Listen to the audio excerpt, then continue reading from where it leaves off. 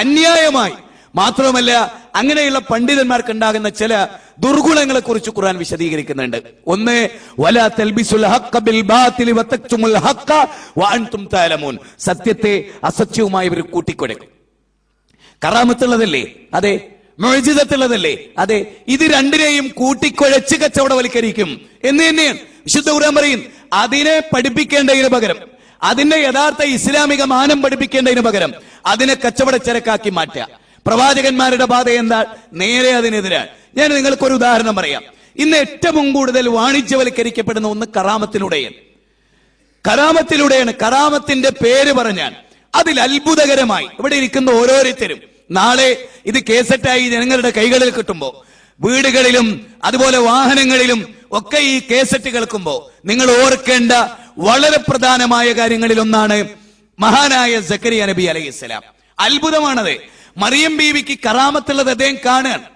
മറിയം ബീവിയിലൂടെ അള്ളാഹു ഭക്ഷണം ഇറക്കി കൊടുക്കുന്ന രംഗം സാധാരണ നമ്മുടെ നാടുകളിലെ കറാമത്ത് ജനങ്ങൾ എന്തേ ചെയ്യലുള്ളൂ? ജനങ്ങൾ ഏജന്റുമാര് പ്രചരിപ്പിക്കുന്നത് കേൾക്കലേ ഉള്ളൂ, അല്ലെ? ഏതെങ്കിലും ഒരു വലിയന്റെ കറാമത്ത് കണ്ണുകൊണ്ട് കണ്ടവരാരെങ്കിലും ഉണ്ടോ സദസ്സിൽ? ഇല്ല. ഈ കേരളത്തിലെ ഏതെങ്കിലും ഒരു വലിയന്റെ കറാമത്ത് നേരിട്ട് കണ്ട ആരെങ്കിലും ഉണ്ടോ? ആരുമില്ല. കറാമത്ത് ഏജന്റുമാര് പ്രചരിപ്പിച്ച് കേട്ട അനുഭവമല്ലാതെ.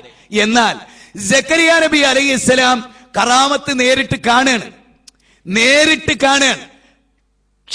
ക്ഷാമകാലത്ത്, പട്ടിണി കിടക്കുന്ന കാലത്ത് ആകാശത്ത് നിന്നല്ലാഹു ഭക്ഷണം ഇറക്കി കൊടുക്കുന്നത് മെഹ്റാബിൽ സക്കരിയ നബി കാണുകയാണ്.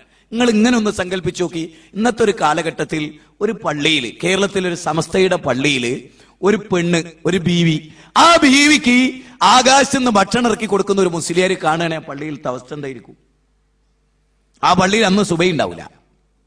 നേരെ മറിച്ച് മൈക്കിലൂടെ മൂപ്പര് ഒരു അനൗൺസ്മെന്റ്, വന്നോടിയോയ് വലിയൊരു ബീവി വന്നിക്കണോ എന്നിട്ട് അതൊരു വ്യവസായമായി, അതൊരു വലിയ കച്ചവടമായി. പിന്നെ അത് ലോകം അവസാനിക്കുന്നവരെ അതങ്ങനെ നിലനിൽക്കും. എന്നാൽ സക്കരിയ നബി മറിയം ബീവിയുടെ കറാമത്ത് കണ്ടിട്ട് എന്താ ചെയ്ത്? അതാണ് ഇസ്ലാം. മറ്റേത് ജാഹിലിയത്താണ്, അതാണ് ചൂഷണം. ഏത്? ഈ കറാം പല തവണയായി കാണാൻ. അന്നാലക്കി ഹാദ, ഇത് എവിടുന്നാ കിട്ടിയത് മറിയമേ? കാലത്തുഹോ മിൻ ഇന്ദില്ല, ഇതെനിക്ക് അല്ല തന്നതാണ്, അല്ല ഇറക്കി തന്നതാണ്, അല്ലെ? അവൻ ഉദ്ദേശിക്കുന്നവർക്ക് കണക്ക് നോക്കാതെ കൊടുക്കും. ഈ സംഭവം കണ്ട സക്കരിയ നബി എന്താ ചെയ്ത്? മറിയം ബീവിയുടെ കറാമത്ത് കണ്ട സക്കരിയ നബി അലൈഹിസ്സലാം എന്താ ചെയ്ത്? അത് അടിസ്ഥാനപരമായ ചിന്തയൻ. നിങ്ങൾ ഓരോരുത്തരും നിങ്ങൾ ചിന്തിക്കുക. സക്കരിയ നബി ഇത് കണ്ടപ്പോ ഈ മറിയം ബീവിക്ക് കറാമത്തുണ്ടെന്നും ആ കറാമത്തിൽ നിന്ന് അവർ ഇലാഹല്ല എന്ന വിശ്വാസത്തോടെ ചോദിക്കാമെന്നും എന്തുകൊണ്ട് സക്കരിയ നബി മനസ്സിലാക്കിയില്ല? അങ്ങനെ ഒരു മനസ്സിലാക്കൽ കേരളത്തിലുണ്ടല്ലോ, അങ്ങനെ ഒരു മനസ്സിലാക്കൽ ലോകത്തുണ്ടല്ലോ. ഏത്? ഔലിയാക്കൾക്ക് അള്ള കൊടുത്ത കറാമത്തിൽ നിന്ന് അവർ ഇലാഹല്ല എന്ന വിശ്വാസത്തോടെ ചോദിക്കാം, അതുകൊണ്ട് കുഴപ്പമില്ല. ഈ വാദമാണ് കേരളത്തിലെ പൗരോഹിത്യത്തെ പിടിച്ചു വെച്ചിരിക്കുന്നതും പൗരോഹിത്യം ജനങ്ങളിലേക്ക് അടിച്ചേൽപ്പിക്കുന്നതും. ഈ ഒരു വാദമാണ്. ഇത് അമ്പിയാക്കൾക്ക് മുഅ്ജിസത്തുണ്ടെന്നും ആ മുഅ്ജിസത്തിൽ നിന്ന് അവർ ഇലാഹല്ല എന്ന വിശ്വാസത്തോടെ അവരൊരു ചോദിക്കാമെന്നുമാണ് ഇവിടെ ഒരു വിഭാഗം ആളുകൾ പറയുന്നു. അതുപോലെ തന്നെ ഔലിയാക്കൾക്ക് കറാമത്തുണ്ടെന്നും ആ കറാമത്തിൽ നിന്ന് അവരോട് ചോദിക്കാം ഇലാഹല്ല എന്ന വിശ്വാസത്തിൽ. എന്നാൽ സക്കരിയ നബി മറിയം ബീവിയുടെ കറാമത്ത് കണ്ടപ്പോ അള്ളാനെ വിട്ട് മറിയം ബീവിയോട് ചോദിച്ച ഒരു ചര്യ എന്തുകൊണ്ട് ഖുർആൻ പറഞ്ഞില്ല? മറിച്ച് സക്കരിയ നബി ഹുനാലിക ദഅ സക്കരിയ റബ്ബഹു ഖാല റബ്ബി ഹബിലി മിൻ ലദുൻക ദുർരിയതൻ ത്വയ്യിബതൻ ഇന്നക സമീഉദ് ദുആ. വിശുദ്ധ ഖുർആനിലെ 3-ാം അധ്യായം 38-ാമത്തെ വചനമാണ്. ഹുനാലിക ദഅ സക്കരിയ, സക്കരിയ നബി അവിടെ വെച്ച് അള്ളാഹിനോട് ദുആയിരുന്നു, പടച്ചോനെ എനിക്കൊരു കുട്ടിയില്ല, എനിക്ക് കുട്ടിനെ തരണേ. ഇവിടെ നേർക്ക് നേരെ സാധാരണക്കാർക്ക് കാണാൻ കഴിയുന്ന കാര്യം എന്താ? കറാമത്തുള്ളതാണ്, കറാമത്ത് അല്ല നൽകുന്നതാണ്. ഇവിടെ സംഭവിക്കുന്നത്, സമസ്തക്ക് സംഭവിക്കുന്ന തെറ്റെന്താണെന്ന് ചോദിച്ചാൽ, കറാമത്തുള്ളവരെ പിടിക്കുകയും കറാമത്ത് നൽകിയ പടച്ചോനെ അവർ വിട്ടുകളയുകയും ചെയ്യുന്നു. പ്രവാചകന്മാരുടെ പ്രത്യേകത എന്താണ്? ആരാണോ കറാമത്ത് കൊടുത്തത് ആ അള്ളാഹുവിനോട് തേടുകയും ആർക്കാണോ കറാമത്ത് കിട്ടിയത് അതിന്റെ പേരിൽ അവരോട് തേടാതിരിക്കുകയും ചെയ്തു എന്നുള്ളതാണ് വിശുദ്ധ ഖുർആനിന്റെ സമീപനം. നേരെ മറിച്ച് നിങ്ങൾ ഖുർആനിൽ നിന്ന് ഒരൊറ്റ തെളിവ് നിങ്ങൾ ഉദ്ധരിക്കുക. ഒരു കറാമത്ത് ഉണ്ടായിട്ട് ആ കറാമത്തുള്ളവരോട് തേടുകയും അവരുടെ മരണശേഷം അവരോട് പ്രാർത്ഥിക്കുകയും അവരുടെ ഖബർ കെട്ടി ഉയർത്തുകയും അവിടെ അവരോട് അഭയം പ്രാപിക്കുകയും ചെയ്ത ഒരു സമൂഹത്തിന്റെ പിക്ചർ അള്ളാഹു വിശുദ്ധ ഖുർആനിൽ എവിടെ അവതരിപ്പിച്ചു? നമ്മൾ വളരെ ഗൗരവമായി പഠിക്കേണ്ട ഒരു പോയിന്റാണ്. വിശുദ്ധ ഖുർആനിൽ എവിടെ അങ്ങനെ ഒരു പരാമർശം? വിശുദ്ധ ഖുർആനിൽ എവിടെ? എന്റെ ഔലിയാക്കൾക്ക് ഞാൻ കറാമത്ത് കൊടുത്തിട്ടുണ്ടെന്നും ആ കറാമത്തിൽ നിന്ന് അവർ ഇലാഹല്ല എന്ന വിശ്വാസത്തോടെ നിങ്ങൾക്ക് തേടാമെന്നും അങ്ങനെ തേടിയാൽ അത് ശിർക്കല്ലെന്നും അല്ലാഹു ഖുർആനിൽ പഠിപ്പിച്ചിട്ടുണ്ടോ? ഒരു ഹദീസെങ്കിലും ഉണ്ടോ? ദുർബലമായ ഒരു ഹദീസെങ്കിലും ആ വിഷയത്തിൽ ഞാൻ എന്റെ ഔലിയാക്കൾക്ക് കറാമത്ത് കൊടുത്തിട്ടുണ്ട്, ആ കറാമത്തിൽ നിങ്ങൾക്ക് അവരോട് തേടാം എന്ന് പറഞ്ഞൊരു വകുപ്പ് ഇതിൽ ഏറ്റവും പ്രധാനമായി നമ്മൾ സാധാരണക്കാരെ പഠിപ്പിച്ചു കൊടുക്കേണ്ട ഒരു കാര്യം. എന്താ? ഔലിയാക്കൾക്ക് കറാമത്തില്ലേ, നമുക്ക് തേടിക്കൂടെ എന്ന് ചോദിക്കുന്ന ഇത് പറയുമ്പോൾ ഒരു കാര്യം നിങ്ങൾ പ്രത്യേകം ഓർക്കണം. എത്ര പേരാണ് ശിർക്കിലായിക്കൊണ്ട് മരിച്ചു പോയത്? അവരെ കുറിച്ച് ഓർക്കുമ്പോൾ നിങ്ങൾ ആലോചിച്ചു, നരകത്തിലല്ലേ അവര്? ശിർക്കിലായിക്കൊണ്ട് മരിച്ചുപോയ ആ കൗമ നാളെ നരകത്തിലല്ലേ? Via via Qaumi മാലിയദൂകും ഇലൻ Najath വതദൂനനി ഇലൻ നാർ. ജനങ്ങളെ, ഞങ്ങൾ നിങ്ങളെ, റസൂൽ പറയാൻ, ജനങ്ങളെ ഞാൻ നിങ്ങളെ നജാത്തിലേക്ക് ക്ഷണിക്കുന്നു, സ്വർഗത്തിലേക്ക് ക്ഷണിക്കുന്നു, നിങ്ങൾ എന്നെ നരകത്തിലേക്ക് ക്ഷണിക്കുകയാണ്. നരകത്തിലേക്കുള്ള ക്ഷണം അത് വളരെ ഗൗരവമായി ഖുർആനിലെ 40-ാം അധ്യായം 41-ാമത്തെ വചനമാണ്. നരകത്തിലേക്കുള്ള ക്ഷണം ഇവിടെ നടക്കുന്നുണ്ട്. അവിടെയാണ് നിങ്ങൾ നോക്കൂ, ആസിം റളിയല്ലാഹുവിന്റെ ഒരു കറാമത്ത്. ആസിം റളിയല്ലാഹു കൊല്ലപ്പെട്ടു ബദർ യുദ്ധത്തിന് ശേഷം മക്കയിൽ വെച്ച് കൊല്ലപ്പെടുകയാണ്. 10ഓളം സഹാബികളെ പിടിച്ചിട്ടയില് ഒരു സഹാബിയാണ് ആസിം റളിയല്ലാഹു. ഖുബൈബ് റളിയല്ലാഹു ഒക്കെ ആ കൂട്ടത്തിൽപ്പെട്ട ആളാണ്. ആസിം റളിയല്ലാഹു കൊല്ലപ്പെട്ടിട്ട് അദ്ദേഹത്തിന്റെ ബോഡി, ഭൗതിക ശരീരം അത് ഛിന്ന ഭിന്നമാക്കാൻ ശത്രുക്കൾക്ക് അരിശം തീരാഞ്ഞ് കൈകാലുകളൊക്കെ വെട്ടിമുറിക്കാൻ അവർ ആഗ്രഹിച്ചു. അങ്ങനെ അവർ ആസിം റളിയല്ലാഹുവിന്റെ ബോഡിയുടെ സമീപത്തേക്ക് വരുന്ന ഒരു രംഗം ഹദീസ് ഗ്രന്ഥങ്ങൾ നിങ്ങൾക്ക് കാണാം.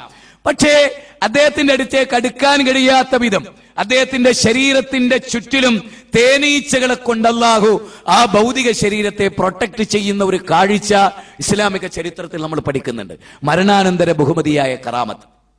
ഒരു വലിയന്, ഒരു സ്വഹാബിക്ക് മരണാനന്തര ബഹുമതിയായ കറാമത്ത്.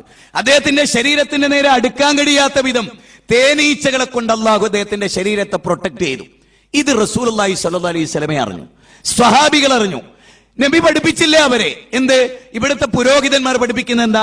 ഇങ്ങനെ ഒരു കറാമത്ത് ഉണ്ടെങ്കിൽ പുരോഹിതന്മാർ പറയുന്ന ആ കറാമത്തുള്ള മനുഷ്യനോട് നിങ്ങൾക്ക് ദ്വേരക്കാം, തേടാം, പ്രാർത്ഥിക്കാം, നിങ്ങൾ ആവശ്യങ്ങൾ പറയാം. പക്ഷേ മുഹമ്മദ് നബി സല്ലല്ലാഹു അലൈഹി വസല്ലമ പറഞ്ഞില്ല, ഇതാ നിങ്ങളുടെ കൂട്ടത്തിലെ ഈ സ്വഹാബി ഒരു വലിയാണ് എന്ന് തെളിയിക്കപ്പെട്ട് കഴിഞ്ഞു. അതുകൊണ്ട് ആ വലിയിലൂടെ പ്രത്യക്ഷപ്പെട്ട ഈ കറാമത്ത് അതിനെ മുൻനിർത്തി അദ്ദേഹത്തിന്റെ മരണശേഷം നിങ്ങൾക്ക് അദ്ദേഹത്തോട് പ്രാർത്ഥിക്കാം എന്ന് നബി സല്ലല്ലാഹു അലൈഹി വസല്ലം പഠിപ്പിച്ചില്ല. സഹാബികൾ ആരും ആ കറാമത്ത് മുൻനിർത്തി ഈ വലിയനോട് പ്രാർത്ഥിച്ചതും ഇല്ല. ഈ 2 പോയിന്റ് നമ്മൾ ഗൗരവമായി ഓർക്കേണ്ടതാണ്. ഇത് സമൂഹം പഠിക്കണം എന്നാണ് ഞാൻ പറയുന്നത്. 2 സഹാബികളെ ഒരു പ്രകാശം പിന്തുടർന്നു. വഴിയേറെ ഇരുട്ടിൽ യാത്ര ചെയ്യുന്ന സഹാബികളെ അവർക്കൊരു പ്രകാശമായി ഒരു ലൈറ്റ് അവരുടെ പിന്നാലെ ചെന്നു. 2 വഴികളിൽ അവർ തിരിഞ്ഞപ്പോ ആ പ്രകാശം 2ആയി അവരുടെ കൂടെ ചെന്നു. വീട്ടിലെത്തുന്നത് വരെ ആ പ്രകാശം അവരെ പിന്തുടർന്നു. ഈ കാര്യം അവർ മദീനത്ത് വെച്ച് ചർച്ച ചെയ്തു. നബി സല്ലല്ലാഹു അലൈഹി വസല്ലം അവർക്ക് പഠിപ്പിച്ചു കൊടുത്തു. ഈ സംഭവവും നബിയും സ്വഹാബികളും അറിഞ്ഞു. അവരാരും പറഞ്ഞില്ല ഇവർ വലിയാണ്, ഇവർക്ക് കറാമത്തുണ്ട്, ആ കറാമത്ത് നിങ്ങൾക്ക് കച്ചവടവൽക്കരിക്കാം. മാത്രമല്ല ആസിം റളിയല്ലാഹു ജീവിച്ച് മരിച്ചതിന് ശേഷം അദ്ദേഹത്തിന് മരണാനന്തര കറാമത്ത് സ്വഹാബികൾ കണ്ടിട്ട് അദ്ദേഹത്തിന്റെ ഖബർ കെട്ടി ഉയർത്തി അവിടെ ഉറൂസ് സംഘടിപ്പിച്ച് അദ്ദേഹത്തോട് തേടുന്ന, പ്രാർത്ഥിക്കുന്ന, കരയുന്ന ഒരു സമൂഹത്തെ സൃഷ്ടിച്ചിട്ടില്ല പ്രവാചകൻ. അങ്ങനെ കാണാൻ സാധിക്കില്ല. മാത്രവുമല്ല അത്ഭുതകരമാണ്, അമ്പിയാക്കളുടെ ഒരു വലിയ ശ്രേണി കഴിഞ്ഞ് അമ്പിയാക്കളുടെ പരിസമാപ്തി കുറിച്ചുകൊണ്ടാണ് മുഹമ്മദ് നബി സല്ലല്ലാഹു അലൈഹി വസല്ലമ കടന്നു വന്നത്. സഹോദരങ്ങളെ, നബി സല്ലല്ലാഹു അലൈഹി വസല്ലമ അതിനു മുമ്പ് കഴിഞ്ഞു പോയ ഏതെങ്കിലും ഒരു പ്രവാചകന്റെ ഖബർ കെട്ടി ഉയർത്തി അവിടെ പൂജ നടത്തുന്ന, അവിടെ വിളക്ക് കത്തിക്കുന്ന, അവിടെ പച്ച മൂടുന്ന, അവിടെ ആരാധന ചെയ്യുന്ന, അവിടെ പണം കൊടുക്കുന്ന ഒരവസ്ഥാവിശേഷം നമ്മൾ ഒരിക്കലും കണ്ടുമുട്ടുന്നില്ല. ഇത് ഗൗരവമായി അറിയേണ്ട വിഷയങ്ങളിൽ ഒന്നാണ്. ഖബർ വ്യവസായമാണ് ലോകത്തിലെ ഏറ്റവും വാണിജ്യവൽക്കരിക്കപ്പെടുന്ന, കച്ചവടവൽക്കരിക്കപ്പെടുന്ന ആത്മീയതയിലെ നമ്പർ 1 നിലനിൽക്കുന്നത് ലോകത്ത് ഖബറാണ്. ഖബറുകൾ നിങ്ങൾക്കറിയാം, ഇന്ന് സമസ്ത എന്ന് പറയുന്നത് ഒരു സയാമീസ് ഇരട്ടകളെ പോലെയാണ്. ദർഗയില്ലാതെ സമസ്തയില്ല, സമസ്തയില്ലാതെ ദർഗയില്ല. ഈ ഒരു അവസ്ഥാവിശേഷം അതൊരു വല്ലാത്ത അവസ്ഥാവിശേഷമാണ്. ദർഗോ സമസ്തോ സുഖിനോ ഭവന്തു എന്ന് പറയുന്നത് പോലെ ഇത് രണ്ടും ഇത് രണ്ടുമില്ലാത്ത ഒരു ജീവിതം, ദർഗയെ കുറിച്ച് ചിന്തിക്കാത്ത ഒരു ജീവിതം. അതുകൊണ്ടാണ് ശ്മശാനങ്ങളിലൂടെ, ഖബറുകളിലൂടെ, ഖബർതോട്ടങ്ങളിലൂടെ യാത്ര. നിങ്ങൾ ആലോചിച്ചേ, കായംകുളത്ത് 4 ഖബർ പൊന്തി എന്നാണ് അവിടെ എഴുതി വെച്ചിരിക്കുന്ന, 4 ഖബർ പൊന്തി. ഞാൻ പറഞ്ഞു മലയാള പ്രയോഗത്തിൽ ചെറിയൊരു തെറ്റ് പറ്റിയിട്ടുണ്ട്. ഖബർ പൊന്തിയതല്ല, പൊക്കിയതാ. പൊക്കി എന്നത് മാറി പൊന്തി എന്നായി പോയതാ. അല്ലാതെ എന്റെ പൊന്നു ചങ്ങായിമാരെ, നിങ്ങൾ ആലോചിച്ച് നോക്കൂ, ഈ നാട്ടിലെ സിമെന്റും മണലും ഒക്കെ ഭൂമിക്കടിയിൽ പോയിട്ട് അതിങ്ങനെ പാകപ്പെട്ടിട്ട് അവിടുന്ന് സിമെന്റും മണലും വെള്ളമൊക്കെ കൂട്ടി ഭൂമിക്കടിയിൽ നിന്ന് കുഴച്ച് അവിടുന്ന് ഒരു ബിൽഡിംഗ് ആക്കിയ ബിൽഡിംഗ് ഇങ്ങനെ പൊന്തിപ്പോരുകയാണ്. ഇത് വല്ലാത്തൊരു പ്രക്രിയയാണല്ലോ. ഭൂമിക്കടിയിലാ വർക്ക്. എന്നിട്ട് കബറ് പൊന്തുക. എങ്ങനെയാ കബറ് പൊന്തുന്നത്? ഇഷ്ടികയും കല്ലും ഒക്കെ വെച്ച് കെട്ടിയ നല്ല സിമെന്റ് ഒക്കെ ഇട്ട് നല്ല ഉഷാറാക്കിയിട്ടുള്ള കബറ്, അത് ഭൂമിയിൽ നിന്ന് ഇങ്ങനെ പൊന്തുക. എന്നിട്ട് അത് വിശ്വസിക്കാൻ കുറച്ച് ആളുകൾ, ഈ മനുഷ്യന്മാരെ കുറിച്ച് അള്ളാഹ് പറഞ്ഞത് എത്ര ശരിയാണ്, ഉലായിക്കൽ അൻആം, നാക്കാലികളെ പോലെയാണ്, ബൽഹും അതല്, അല്ല അതിനേക്കാൾ മോശമാണ്. കാരണം മൃഗങ്ങൾ പ്രതിഷേധിക്കും ഓലെ പറ്റി അങ്ങനെ പറഞ്ഞ. അങ്ങനത്തെ ഒരു ഖൗമ് ഈ നാട്ടിലും സമൂഹത്തിലും ജീവിക്കുന്നു എന്ന് നമ്മൾ മനസ്സിലാക്കണം. എന്ത് പറഞ്ഞാലും ആളുകൾ വിശ്വസിക്കാൻ, എന്ത് സംഗതി പറഞ്ഞാലും ഉസ്താദിനെ അള്ളാന്റെ റസൂല് തൃപ്തിപ്പെട്ടു. യഥാർത്ഥത്തിൽ നിങ്ങൾ ആലോചിച്ച് നോക്ക്, റസൂൽ ഒരാളെ തൃപ്തിപ്പെട്ടു എന്ന് ലോകത്ത് അറിയണമെങ്കിൽ അത് വഹിയാണ്. നബി സല്ലല്ലാഹു അലൈഹി വസല്ലമ അഭീഷ്ടമനുസരിച്ച് സംസാരിക്കാറില്ല, വഹീന്റെ അടിസ്ഥാനത്തിലാണ് സംസാരിക്കുന്നത്. ആ വഹി അനുസരിച്ചാണ് പ്രവാചക തിരുമേനി അത് പഠിപ്പിക്കുന്നത്. നമുക്ക് ആർക്കെങ്കിലും അത് കാണാൻ സാധിച്ചുവോ? നബി സല്ലല്ലാഹു അലൈഹി വസല്ലമ പഠിപ്പിക്കാൻ ഇന്നടത്തുന്ന ഒരാള് അദ്ദേഹത്തെ ഞാൻ തൃപ്തിപ്പെട്ടിരിക്കുന്നു എന്ന് റസൂൽ പറയണമെങ്കിൽ അത് ഹദീസിലുണ്ടാവും. ഹദീസിൽ എവിടെ? ആ തെളിവുകൾ ചോദിക്കലില്ല. സെനദ് എവിടെയെന്ന് ചോദിച്ചാൽ നെസബ് പറയും, നെസബ് എവിടെയെന്ന് ചോദിച്ചാൽ സെനദ് പറയും. ഇങ്ങനെ എല്ലാത്തിനെയും കൂട്ടിക്കുഴച്ചൊരവസ്ഥാവിശേഷം ഇന്ന് കേരളത്തിലുണ്ട്. അതിന്റെ തിക്കും തിരക്കുമൊക്കെ ക്യാമറകളിലൂടെ കണ്ട് നിങ്ങൾക്കറിയാം, വലിയൊരു സംഭവമായി തീരുകയാണ്. 4-5 കൊല്ലം കഴിഞ്ഞാൽ അവിടെ തിക്കിലും തിരക്കിലും പെട്ട് മകരജ്യോതി പോലെ ആളുകൾ മരിക്കുന്ന വാർത്ത വരെ വരാനിരിക്കുന്നതിനുള്ള കാലഘട്ടത്തിൽ അങ്ങനെ ഒരു അവസ്ഥാവിശേഷത്തിലേക്ക് കടന്നു പോകുമ്പോൾ നബി സല്ലല്ലാഹു അലൈഹി വസല്ലമയുടെ തിരുകേശവുമായി ബന്ധപ്പെട്ട വിവാദത്തിൽ നാം അറിയണം, വളരെ പ്രധാനമായി നാം അറിയണം, നബി സല്ലല്ലാഹു അലൈഹി വസല്ലമയുടെ സഹാബത്ത് ഈ കാര്യത്തിൽ. ഇപ്പൊ നിങ്ങൾ നോക്കൂ, അതിന്റെ പേരിൽ ഒരു വലിയ പള്ളി വരുന്നു, ഷെഹ്റെ മുബാറക് മസ്ജിദ് എന്നാണ് അതിനെ പറയുന്നത്. മസ്ജിദ് എന്നതിനെ പറ്റി പറയാൻ പറ്റില്ല. ലോകത്ത് പള്ളിയെ കുറിച്ച് പഠിച്ച ഒരാൾക്കും അതിന് മസ്ജിദ് എന്ന് പറയാൻ കഴിയില്ല. ഷെഹ്റെ മുബാറക് ഷോപ്പിംഗ് കോംപ്ലക്സ് എന്നാണ് നമ്മൾ അതിനെ വിളിച്ചിരിക്കുന്നത്. അതൊരു ഷോപ്പിംഗ് കോംപ്ലക്സ് ആണ്, ഒരു വ്യവസായ കെട്ടിട സമുച്ചയമാണത്. അത് ബാലുശ്ശേരിക്കടുത്തുള്ള കിനാലൂരിൽ എന്നാണ് അദ്ദേഹത്തിന്റെ ഹൃദയ സൂക്ഷിപ്പുകാരായ ആളുകൾ പറയുന്നത്. 400 ഏക്കറയിലധികമാണ് അവിടെ സ്ഥലം രജിസ്റ്റർ ചെയ്തിട്ടുള്ളത്. നിങ്ങൾ മനസ്സിലാക്കണം, ഇതൊരു ടൗൺഷിപ്പിന്റെ ഭാഗമായി ഒരു വലിയ കച്ചവടമാണ്, വ്യവസായമാണ്. ഫ്രണ്ട് അവരുടെ പത്രത്തിന്റെ ഒരു ഫുൾ പേജ്, സിറാജ് പത്രത്തിന്റെ ഒരു ഫുൾ പേജ് ഈ വിഷയത്തിന് മാത്രം മാറ്റി വെച്ചിരിക്കുകയാണ്. വലിയ വലിയ കെട്ടിടങ്ങൾ, വലിയ വലിയ ഷോപ്പിംഗ് കോംപ്ലക്സുകൾ മാത്രമല്ലല്ലോ, ഇബാദത്തിന് ഉത്തമമായ ഒരു കേന്ദ്രം എന്നല്ല ഈ പള്ളിയെ പറ്റി പറയുന്നത്. അല്ല, തിരുകേശത്തിനൊരു ഉത്തമ കേന്ദ്രം എന്നാണ്. പള്ളി 2ാം സ്ഥാനത്തോ 3ാം സ്ഥാനത്തോ 4ാം സ്ഥാനത്തോ പള്ളിക്ക് ഒരു പ്രത്യേകത ഒന്നും ഇതിന് കെടുത്തിട്ടില്ല. സാധാരണ നോക്കൂ നിങ്ങൾ, റസൂലുള്ളാഹിന്റെ വഫാത്തിന് ശേഷം ലോകത്ത് എത്ര പള്ളികൾ ഉണ്ടാക്കിയിട്ടുണ്ട് ലോകത്ത് മുസ്ലിമീങ്ങൾ. കേരളത്തിലെ തന്നെ വ്യത്യസ്ത സംഘടനകൾ അറബ് നാടുകളിലൊക്കെ വന്ന് പള്ളിയുമായി ബന്ധപ്പെട്ട് ആളുകളെ സമീപിക്കുകയും അതിന് ഫണ്ട് സ്വീകരിക്കുകയും കടന്നു പോവുകയൊക്കെ നമ്മൾ ചെയ്യാറുണ്ട്. കേരളത്തിൽ നമ്മൾ ഫണ്ട് റൈസ് ചെയ്യാറുണ്ട്. അവിടെയൊക്കെ നമ്മൾ പറയലെന്താ, ഞങ്ങളുടെ നാട്ടിലൊരു പള്ളിയില്ല, ഞങ്ങളുടെ നാട്ടിൽ അള്ളാഹനെ ആരാധിക്കാൻ, അവന് സുജൂദി ചെയ്യാൻ, റുക്കൂ ചെയ്യാൻ അവിടെ ഒരു മസ്ജിദ് ഇല്ല, അതിന് നിങ്ങൾ ഫണ്ട് തരണം എന്നാ. ഇപ്പൊ കേരളത്തിലെ പിരിവെങ്ങനെ? അള്ളാഹുവിന്റെ റസൂലിന്റെ തിരുകേശം സൂക്ഷിക്കാൻ ഒരു പള്ളി ഉണ്ടാക്കുന്നുണ്ട്, അതിന് പിരിവ് തരണം എന്നാ. ലോക ചരിത്രത്തിൽ ഇങ്ങനെ ഒരു പിരിവ് നടന്നിട്ടുണ്ടോ? ഇങ്ങനെ ഒരു പിരിവ്, റസൂലുള്ളാഹി സ്വല്ലല്ലാഹു അലൈഹി വസല്ലമയുടെ തിരുകേശ സൂക്ഷിപ്പിന് ഒരു മസ്ജിദ് നിർമ്മാണം എന്നത് എത്രത്തോളം എന്ന് പറഞ്ഞാൽ, യുണൈറ്റഡ് അറബ് എമിറേറ്റ്സിൽ അഹമ്മദ് ഖസ്റജി സ്ഥിതി ചെയ്യുന്ന അബുദാബിയിൽ പോലും ഷെയ്ഖ് സായിദിന്റെ പള്ളിയുണ്ട്. പക്ഷേ മുഹമ്മദ് നബി സല്ലല്ലാഹു അലൈഹി വസല്ലമയുടെ തിരുകേശം സൂക്ഷിക്കാൻ എന്ന രൂപത്തിൽ നബിയെ സ്നേഹിച്ച ഖസ്റജി കുടുംബം എന്തുകൊണ്ട് ഒരു പള്ളി ഉണ്ടാക്കിയില്ല അവിടെ? നമ്മൾ വളരെ ഗൗരവമായി ചിന്തിക്കേണ്ട ഒരു പോയിന്റാണ്. യുണൈറ്റഡ് അറബ് എമിറേറ്റ്സിൽ എന്തുകൊണ്ട് ഇങ്ങനെ ഒരു പള്ളി ഉണ്ടാക്കിയില്ല? ബിസിനസിനെ പച്ചപിടിപ്പിക്കാൻ വളക്കൂറുള്ള മണ്ണ്, UAE-യേക്കാൾ മെച്ചപ്പെട്ട മണ്ണ് കേരളത്തിന്റെ മണ്ണാണെന്നറിയാവുന്ന ആളുകൾ ഒരു മ്യൂച്വൽ അണ്ടർസ്റ്റാൻഡിംഗിലെത്തിയ കോടികൾ കൊയ്യുന്ന ഒരു മഹാ ബിസിനസിന് കൃത്യമായി തുടക്കം കുറിക്കാൻ പറ്റിയ ഒരു മണ്ണ് അത് കേരളമാണ് എന്ന് മനസ്സിലാക്കിയതിന്റെ അടിസ്ഥാനത്തിലാണ് കേരളം തെരഞ്ഞെടുത്തിരിക്കുന്നത്. ഇത് നമ്മൾ ആദ്യം അറിയണം. ഇനിയോ, നബി സല്ലല്ലാഹു അലൈഹി വസല്ലമയുടെ ഏറ്റവും കൂടുതൽ സ്നേഹിച്ച സ്വഹാബത്ത്, അബൂബക്കർ സിദ്ദീഖ് റളിയല്ലാഹു അൻഹു നബിയെ സ്നേഹിച്ചു.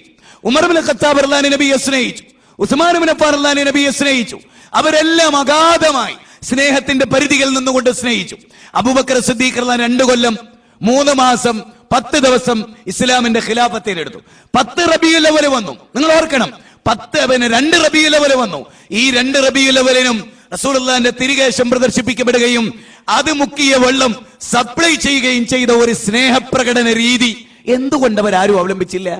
വമൻ യുശാഖിഖ് റസൂല മിൻ ബഅദി മാ തബയ്യന ലഹുൽ ഹുദാ വയത്തബി ഗൈറ സബീലിൽ മുഖ്ബിരീൻ നുവല്ലിഹി മാ തവല്ല വനുസ്ലിഹി ജഹന്നം വസഅത് മസീറ. നോക്കണം നിങ്ങൾ, ഹിദായത്ത് വ്യക്തമായി, പ്രവാചക തിരുമേനിയുടെ നിലപാടുകളും സമീപനങ്ങളും വ്യക്തമായി, സഹാബത്തിന്റെ സമീപനം വ്യക്തമായി. എന്നിട്ട് അല്ലാഹു പറയാൻ, സ്വഹാബികളുടേതല്ലാത്ത ഒരു മാർഗം ആരവലംബിച്ചുവോ നുവല്ലിഹി മാ തവല്ല, അവരെ തിരിഞ്ഞിടത്തേക്ക് തിരിച്ചുവിടും. വനുസ്ലിഹി ജഹന്നം, അങ്ങനെ അവരെ നരകത്തിലേക്ക് നയിക്കും. വസഅത് മസീറ, അതെത്ര മോശമായ താവളമാണ്. 4-ാം അധ്യായം 115-ാമത്തെ വചനം. സ്വഹാബത്താരും ഇങ്ങനെ ഒരു ചെറിയ 10 കൊല്ലം ഇസ്ലാമിന്റെ ഖിലാഫത്ത് ഏറ്റെടുത്ത ആളാണ് ഉമർ ഇബ്നുൽ ഖത്താബ് റളിയല്ലാഹു അൻഹു. നബി സല്ലല്ലാഹു അലൈഹി വസല്ലമയെ അഗാധമായി സ്നേഹിച്ച മഹാനാണ് ഉമർ ഇബ്നുൽ ഖത്താബ്. 10 റമദാൻ വന്നു. നിങ്ങൾ ഓരോരുത്തരും ഓർക്കണം, 10 റമദാനിൽ അവസാന 10 അല്ലേ, 10 റമദാനിൽ അവസാന 10 വന്നു. ലൈലത്തുൽ ഖദറിന്റെ രാത്രി പ്രതീക്ഷിക്കുന്ന ഒറ്റയിട്ട രാവുകൾ വന്നു. 27 രാവ് വരെ വന്നു. എന്നിട്ടും ഉമർ ഇബ്നുൽ ഖത്താബ് റളിയല്ലാഹു അൻഹു ഒരു സലാത്ത് വാർഷികം സംഘടിപ്പിച്ചില്ല. നിങ്ങൾ ആലോചിച്ചു നോക്കിയേ, ഒരു സലാത്ത് വാർഷികം സംഘടിപ്പിച്ചില്ല. ഇബ്രാഹിമിയ സ്വലാത്ത്, റസൂലുള്ളാഹിന്റെ പേരിൽ ചൊല്ലുന്ന സലാത്ത്, മഹാനായ ജിബ്രീൽ അലൈഹിസ്സലാം പഠിപ്പിച്ച സ്വലാത്ത്, അത് അവർക്കറിയാമായിരുന്നു. മദീന വിശാലമായിരുന്നു, മരുഭൂമി വിശാലമായിരുന്നു, സൗദി വിശാലമായിരുന്നു, ലക്ഷക്കണക്കിന് മനുഷ്യരെ ഉൾക്കൊള്ളാൻ വ്യാപ്തിയുള്ള മരുഭൂമിയായിരുന്നു.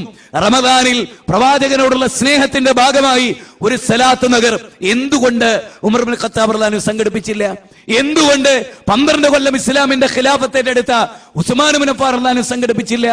എന്തുകൊണ്ട് അവരിൽപ്പെട്ട ആരും നബിയോടുള്ള സ്നേഹത്തിന്റെയോ സലാത്തിന്റെയോ ഭാഗമായി ഒരു സലാത്ത് നഗർ സംഘടിപ്പിച്ചില്ല? അത് വ്യവസായവൽക്കരിക്കേണ്ട ഒന്നായിരുന്നില്ല. മരിച്ച മയ്യത്ത് നമസ്കാര സമയത്ത് സലാത്ത് അവർ പഠിച്ചു. ബാങ്കിന് ശേഷം അവർ സ്വലാത്ത് ചൊല്ലി. രാവിലെ 10 സ്വലാത്ത് അവർ ചൊല്ലി, വൈകുന്നേരം 10 സ്വലാത്ത് അവർ ചൊല്ലി. നബി സല്ലല്ലാഹു അലൈഹി വസല്ലമയുടെ പേരിൽ സ്വലാത്ത് ചെല്ലേണ്ട ഘട്ടങ്ങളിലൊക്കെ അവർ സ്വലാത്ത് ചൊല്ലി. പക്ഷെ അവരാരും അത് കച്ചവടവൽക്കരിച്ചില്ല. ഒരു സ്വലാത്തിന്റെ പേര് പറഞ്ഞ് ഉമർ ഇബ്നുൽ ഖത്താബ് റളിയല്ലാഹു അൻഹു മൈതാനത്ത് വിളിച്ചു വരുത്തി. അദ്ദേഹം നേതാവായി സ്വലാത്ത് ചൊല്ലി, ആടിപ്പാടി കയ്യും മുട്ടി സ്വലാത്തിൽ പങ്കെടുത്ത് കിട്ടിയ കീശയിലെ മുഴുവൻ ക്യാഷും അവിടെ നിക്ഷേപിച്ച് 62ഓളം വരുന്ന കേഷ് കൗണ്ടർ വെച്ചിട്ട് അവിടെ പണം നിക്ഷേപിച്ച് പുരോഹിതന്മാർ പണം കൊണ്ടുപോകുന്ന യൗഖുലൂന അംവാലൻ നാസ് ബിൽ ബാത്തിൽ വയസുദ്ദൂന അൻ സബീലില്ലാഹ് എന്ന സൂറത്ത് തൗബയിലെ 34-ൽ പറഞ്ഞ ഈ പ്രക്രിയ അവർക്കാർക്കും പരിചയമുണ്ടായിരുന്നില്ല. നബി സല്ലല്ലാഹു അലൈഹി വസല്ലം അവരിൽ ഒരാളായി ജീവിച്ചു, സ്വഹാബത്ത് അവരിൽ ഒരാളായി ജീവിച്ചു. അവരൊക്കെ ജീവിച്ച കാലഘട്ടങ്ങളിൽ ഇങ്ങനെ ഒരു അവസ്ഥാവിശേഷം നമ്മൾ ആരും കണ്ടിട്ടില്ല. ഈ വസ്തുത മനസ്സിലാക്കുമ്പോൾ തന്നെ നിങ്ങൾ അറിയണം, ഒരു വലിയ ദർഗയും ആ സ്ഥാനത്ത് പ്രതീക്ഷിക്കാം. ഈ ഷെയ്ഖിന്റെ ഒരു വലിയ ദർഗ നിങ്ങൾ ആലോചിച്ചു നോക്കൂ. സ്വപ്ന കഥകളാണ് ഈ രംഗത്ത് തെളിവായി ഉദ്ധരിക്കുന്നത്, സ്വപ്നമാണ് വലിയ പ്രമാണമായി ഉദ്ധരിക്കുന്നത്. ഞാൻ സ്വപ്നം കണ്ടു, കുണ്ടൂർ ഉസ്താദ് സ്വപ്നം കണ്ടു, ഇന്നാളുകൾ സ്വപ്നം കണ്ടു. നബി സല്ലല്ലാഹു അലൈഹി വസല്ലമയുടെ നബി അന്ത്യവിശ്രമം കൊള്ളുന്ന മദീനത്ത് വന്നു. അവിടെ വന്ന് നബി എന്നെ മാടി വിളിച്ചു. കുണ്ടൂർ ഉസ്താദ് പറഞ്ഞു, ഞാൻ വരില്ല എന്ന് നിങ്ങളുമായി കരാർ പറഞ്ഞിട്ടില്ലേ എന്ന് പറഞ്ഞത്രേ, നിങ്ങൾക്ക് ഏറ്റവും പ്രിയപ്പെട്ട ഒരാള് ഇവിടെയുണ്ട്, അതുകൊണ്ട് വന്നോളൂ. അങ്ങനെ അദ്ദേഹം പോയി നോക്കുമ്പോ ആ റസൂലുള്ളാഹിന്റെ കൂടെ ഷെയ്ഖ് അബൂബക്കർ ഇരിക്കുന്നു എന്നാണ്. ഷെയ്ഖ് അബൂബക്കറെ, കാന്തപുരം അബൂബക്കർ ഇരിക്കുന്നു. റസൂലുള്ളാഹി പറയാൻ കുണ്ടൂർ ഷെയ്ഖിനോട്, കുണ്ടൂർ ഷെയ്ഖേ, നിങ്ങൾക്ക് ഏറ്റവും ഇഷ്ടപ്പെട്ട ഒരാൾ ഇവിടെ ഇരിക്കുന്നുണ്ട്, ഞാൻ വിളിച്ചിട്ട് എന്റെ വിളി നിങ്ങൾ കേൾക്കണ്ടയില്ല, നിങ്ങൾക്ക് ഏറ്റവും ഇഷ്ടപ്പെട്ട ഒരു ഷെയ്ഖ് ഇവിടെ ഉണ്ട്. ഇതൊക്കെ കേരളത്തിലെ ജനങ്ങളോട് പച്ച മലയാളത്തിൽ അഹ്സനിമാരും സഖാബിമാരും പ്രസംഗിക്കുന്നതാണ്. ജനങ്ങളെ അലൈഹിം, അവരുടെ ചങ്ങലക്കെട്ടുകളിൽ നിന്ന് മനുഷ്യരെ മോചിപ്പിക്കാനാണ് മുജാഹിദ് പ്രസ്ഥാനം. വല്ലാത്തൊരു കഥയല്ലേ, വല്ലാത്തൊരു കഥയാണ്. എവിടെ നോക്കിയാലും നബി സല്ലല്ലാഹു അലൈഹി വസല്ലമയെ കാണാൻ വേണ്ടി ജനങ്ങൾ ക്യൂ നിൽക്കുന്നു. അവിടെയും ടിക്കറ്റ് മുറിക്കുന്ന ഈ ഷെയ്ഖ് അബൂബക്കർ, വല്ലാത്തൊരു കഥ തന്നെ. മൂപ്പര് എല്ലായിടത്തിലും മുറിച്ച് കായ് ഉണ്ടാക്കുന്ന പണിയാണ് മൂപ്പർക്ക്. എവിടെ നോക്കിയാലും മൂപ്പര് കായ് ഉണ്ടാക്കുന്ന വകുപ്പിലാണ്. എവിടെ നിങ്ങൾ ആലോചിച്ച് നോക്കുമ്പോ നിങ്ങൾക്കറിയാലോ, അഹമ്മദ് ഖസ്റജി രചിച്ചിട്ടുള്ള പ്രവാചകന്റെ മുടി ചെയ്യുന്ന പ്രദേശങ്ങളെ കുറിച്ച് എഴുതിയിട്ടുള്ള അദ്ദേഹത്തിന്റെ പുസ്തകത്തിന്റെ 11-ാമത്തെ പേജിൽ മൊറോക്കോ, ലബനാൻ, സുഡാൻ, അതുപോലെ തന്നെ ഫലസ്തീൻ, അങ്ങനെ തുടങ്ങിയുള്ള സ്ഥലങ്ങളിലൊക്കെ, ജോർഡാൻ, ഈ പ്രദേശങ്ങളിലെല്ലാം അള്ളാഹുവിന്റെ റസൂൽ സല്ലല്ലാഹു അലൈഹി വസല്ലമയുടെ തിരുകേശമുണ്ട് എന്നാണ് അവർ പറയുന്നത്, അവിടെ പ്രദേശങ്ങളിലൊക്കെ. പക്ഷേ അതൊക്കെ എണ്ണിയ കൂട്ടത്തിൽ മദീനയും മക്കയും ഒക്കെ എണ്ണി. പക്ഷേ യുണൈറ്റഡ് അറബ് എമിറേറ്റ്സ് ഇല്ല. United Arab Emirates Ahmed Khazraji രചിച്ച പുസ്തകത്തിൽ പോലും യുണൈറ്റഡ് അറബ് എമിറേറ്റ്സ് ഇല്ല. എന്തുകൊണ്ടില്ല? ആ വിഷയത്തിൽ മുഹമ്മദ് ഖസ്റജി മരിക്കുന്നത് വരെ 2006 വരെ പിന്നെ അബുദാബിയിൽ ഇങ്ങനൊരു മുടിയെ കുറിച്ചുള്ള ചർച്ചയേ ഇല്ല. സാധാരണഗതിയിൽ സെനതുള്ള അള്ളാഹുവിന്റെ റസൂലിന്റെ മുടി എന്ന് പറഞ്ഞാൽ അതൊരു സുപ്രഭാതത്തിൽ കിട്ടുന്ന ഒരു എന്റെ കൂടങ്ങള് അബുദാബിയിൽ വന്നോളൂ എന്നാ പറയുന്നത്. ഏതൊരു കാര്യത്തിൽ അങ്ങനെയാണോ? ദീനിന്റെ സെനത് ചോദിച്ച ലോകത്തെല്ലായിടത്തിലും അതുണ്ടാവും, കിതാബുള്ള എല്ലായിടത്തിലും അതുണ്ടാവും. അല്ലെ, നമ്മൾ ചോദിക്കുക സുബൈക്ക് കുനൂത്ത് പാടുണ്ടോ? ഇല്ല. ഇന്ന ഹദീസിൽ കൂട്ടുപ്രാർത്ഥന പാടുണ്ടോ? ഇല്ല. അതിനൊക്കെ നമ്മൾ പറയാം, വാ എന്റെ കൂടെ സൗദിയിൽ വാ, എന്റെ കൂടെ അമേരിക്കയിൽ വാ എന്നല്ല ദീനിന്റെ കാര്യം പഠിക്കാൻ വിളിക്കല്. കിതാബ് തുറന്നു വെച്ചു കൊടുത്തുകൊണ്ട് ആ കിതാബിൽ ഇല്ല, അല്ല എന്ന സെനദില്ല, സെനത് വായിക്കുന്നു എന്ന് ജനങ്ങളെ പറ്റിച്ചുകൊണ്ട് നെസബ് വായിച്ചവർ, അതായത് ഞാൻ നിങ്ങളുടെ മുമ്പിൽ ഇത് റസൂലുള്ളാഹിന്റെ മുടിയാന്ന് പറഞ്ഞു. അപ്പൊ നിങ്ങൾ പറയാൻ ഈ മുടിക്ക് സെനതുണ്ടോ എന്ന് ചോദിച്ചു. അപ്പൊ ഞാൻ എന്താ പറയുന്നത്? ഞാൻ നല്ല ആളാണ്, എന്റെ വാപ്പ നല്ല ആളാണ്, എന്റെ വാപ്പാന്റെ വാപ്പ ബക്രൂട്ടി നല്ല ആളാണ്, അതിന്റെ അപ്പുറത്തുള്ള ആള് നല്ല ആളാണ് എന്നാ പറയുന്നത്. അതാണ് മർക്കസിൽ വെച്ച് കാണുന്നത്. മർക്കസിൽ വെച്ച് റസൂലുള്ളാഹ് സ്വപ്നത്തിൽ പ്രത്യക്ഷപ്പെട്ട് നിർദ്ദേശിച്ചു കാന്തപുരത്തിന് കൊടുക്കാൻ എന്നാണ് പേരോടെ അവിടെ പറഞ്ഞത്. ഇതേ വ്യക്തി തന്നെ പറയാൻ ഇസ്ലാമിൽ സ്വപ്നം തെളിവല്ല, ഇസ്ലാമിൽ സ്വപ്നം തെളിവല്ല. അതായത് സ്വഹാബത്തിന്റെ സ്വപ്നം പോലും, അമ്പിയാക്കളുടെ സ്വപ്നമൊഴികെ സ്വഹാബത്തിന്റെ സ്വപ്നം പോലും ദീനിൽ തെളിവല്ല. ഇത് നിങ്ങൾ മനസ്സിലാക്കണം. ഷാഫി മദ്ഹബിന് പൊന്മള അബ്ദുൽ ഖാദർ മുസ്ലിയാർ എഴുതിയ ഷാഫി മദ്ഹബിന് അവതാരിക എഴുതിയത് ഈ കാന്തപുരമാണ്. അതിൽ അദ്ദേഹത്തിന്റെ വാക്കായത് അമ്പിയാക്കളുടെ സ്വപ്നമൊഴികെ ഇസ്ലാമിൽ സ്വഹാബത്തിന്റെ സ്വപ്നം പോലും തെളിവല്ല എന്ന് പറയുകയാണ്. പൊന്മള അബ്ദുൽ ഖാദർ മുസ്ലിയാർ എഴുതിയ രേഖാമൂലം അദ്ദേഹത്തിന്റെ പുസ്തകത്തിൽ ഈ യാഥാർത്ഥ്യം വിശദീകരിക്കുന്നുണ്ട്. ഏത് സ്വപ്നം, അതുമായി ബന്ധപ്പെട്ട കാര്യങ്ങൾ വളരെ സവിസ്തരം ത്വരീഖത്തിനെ കുറിച്ച് എഴുതിയ, ത്വരീഖത്തുകാർക്ക് മറുപടി കൊടുത്തുകൊണ്ട് എഴുതിയ പുസ്തകത്തിൽ അടിവരയിട്ടുകൊണ്ട് പറയുന്ന വളരെ പ്രസിദ്ധമായ ഒരു കാര്യം, ഈ സദസ്സിൽ, ഈ ആത്മീയ കച്ചവട വിഷയം അവതരിപ്പിക്കുന്ന ഈ സദസ്സിൽ സമൂഹത്തെ ബോധവൽക്കരിക്കേണ്ടതുണ്ട്. ഇത് ത്വരീഖത്ത് ഒരു സമഗ്ര പഠനം പൊന്മള അബ്ദുൽ ഖാദർ മുസ്ലിയാർ രചിച്ചിട്ടുള്ള ഒരു പുസ്തകമാണ്. ഇതിലെ ത്വരീഖത്തുകാരെ കുറിച്ച് പരാതിയായി പറയുന്ന ഒരു കാര്യം, നബി സല്ലല്ലാഹു അലൈഹി വസല്ലമയെ സ്വപ്നത്തിൽ ദർശിച്ചതായും നബി അദ്ദേഹത്തോട് നേരിട്ട് സംബോധന നടത്തി ചില കാര്യങ്ങൾ കൽപ്പിക്കുകയും മറ്റു ചിലത് വിരോധിക്കുകയും ചെയ്തതായും വാദിക്കാൻ വരെ ധൈര്യപ്പെടുന്ന ചിലരുണ്ട്. ഇത് ആരപ്പ ചെയ്യണത്?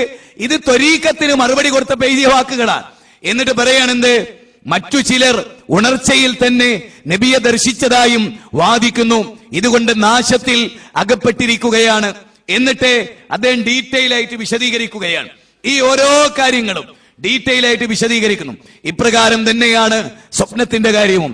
സ്വപ്നത്തെ സംബന്ധിച്ച വിശദീകരണം ഷാഫി മദ്ഹബ് എന്ന എന്റെ ഗ്രന്ഥത്തിലെ ഇമാം ഷാഫിയും സ്വപ്നവും എന്ന അധ്യായം കാണുക.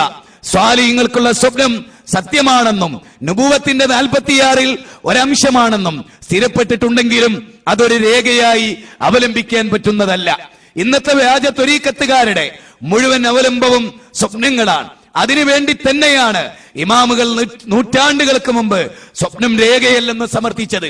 ഇത് നിങ്ങൾ മനസ്സിലാക്കേണ്ടത്, ഈ ഓഡിറ്റോറിയത്തിൽ പിരിയുമ്പോൾ നിങ്ങൾ മനസ്സിലാക്കേണ്ടത്, കേരളത്തിലെ ലോകത്തിലെ ത്വരീഖത്തുകളെ വിമർശിച്ചപ്പോ അവരുടെ തെളിവ് മുഴുവൻ സ്വപ്നങ്ങളാണ്, സ്വപ്ന കഥകളാണ്. അതുപോലെ മദ്ഹബിന്റെ ഇമാമിങ്ങൾ സ്വപ്നം ഇസ്ലാമിന് പ്രമാണമല്ല എന്ന് നേരത്തെ എഴുതി വെച്ചിട്ടുണ്ട് എന്ന് രേഖാമൂലം ത്വരീഖത്തുകാരെ എതിർക്കുമ്പോ ഈ മനുഷ്യൻ പറയുന്ന വാക്കുകളാണ്. ഇതേ മനുഷ്യൻ കാന്തപുരത്തെ ന്യായീകരിച്ചുകൊണ്ട് ആരൊക്കെയോ കണ്ട സ്വപ്നം ഇതിന് വലിയ തെളിവായി ഉദ്ധരിക്കുകയാണ് ഇപ്പോൾ ചെയ്യുന്നത് എന്ന് നിങ്ങൾ മനസ്സിലാക്കണം. തീർന്നില്ല. താടി വടിക്കുന്ന, കാലിൽ തടയും കയ്യിൽ വളയും ധരിക്കുന്ന ശൈഖുമാരുണ്ട്. ഇതേക്കുറിച്ച് അന്വേഷിക്കുമ്പോൾ തന്നോട് എങ്ങനെ ചെയ്യാൻ ഏതോ ശൈഖ് സ്വപ്നത്തിൽ നിർദ്ദേശിച്ചതായിട്ടാണ് മറുപടി ലഭിക്കുക. വേണമെങ്കിൽ നബിയെ തന്നെ സ്വപ്നത്തിൽ കണ്ടു എന്നും എന്നോട് എങ്ങനെ നിർദ്ദേശിച്ചു എന്നും വരെ പറയും.